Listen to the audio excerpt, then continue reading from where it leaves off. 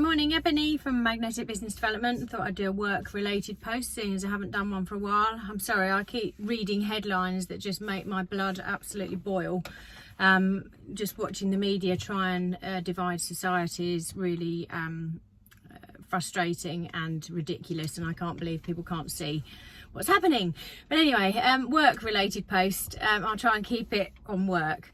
If you are constructing an introductory email, what we do, so when we take on a new client, we will help them with all of their targeting strategy. We'll look at which industry sectors they should be going after, and really refine that right down to geographical location, company turnover, right down to the individual job roles of the people that they're going to be targeting. And then we'll look for those individuals using platforms such as LinkedIn.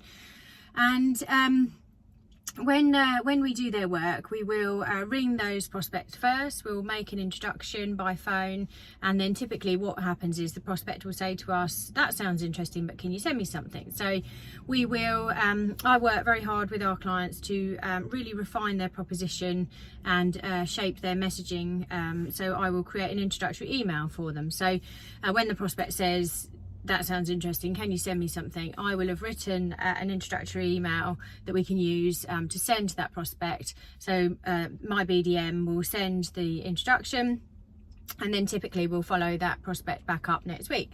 Now, that piece of communication is obviously your second point of contact when you're prospecting to your target audience. So the initial piece of engagement is the telephone call, and then the secondary piece of engagement is this introductory email. So it's crucially important to get that email right.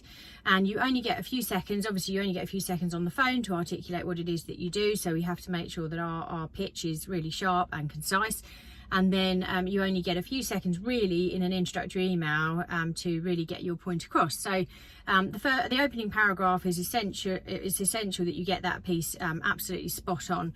None of us have got time to read pages and pages of text these days. We all get thousands of emails every day, well, hundreds of emails every day, and so we need to really get to the point right at the beginning. So that opening paragraph has to really set the scene, tell your prospect what it is that you're offering, and really get their interest. And then you can, as you move throughout the introductory email, you have to include certain things. So really load your opening paragraph, but make sure you're not putting lots of additional words in there, but just make sure you're stating the facts in that introduction. Then you can go on to include things like industry accreditations. Certain industries are much more interested in the types of industry accreditations that you have. Some of them won't actually even consider you if you don't have the right credentials. Then another thing to also include is relevant examples. So if you can either name drop some of your customers that you work with, make sure that they are relevant to the prospect. So make sure they're the same industry, make sure they're company names that people will know. And so that they are relevant to the person you're communicating with. And then you can obviously go on to make sure that there is a call to action. So a lot of people amazingly do send a piece of communication, but then they'll forget to include what you would like that person to do as a result of having read your introduction. So then you would need to have a call to action, which would be something like, I'm going to call you next week and I'd very much like the opportunity to get some time in your diary, or even put the onus on them to come to you and say that you would like a meeting and perhaps give them some dates.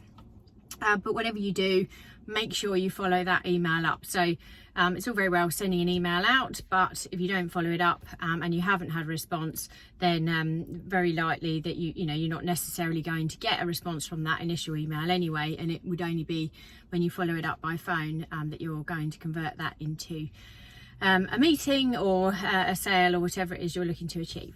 Anyway, here's to a fantastic day. Cheers, bye.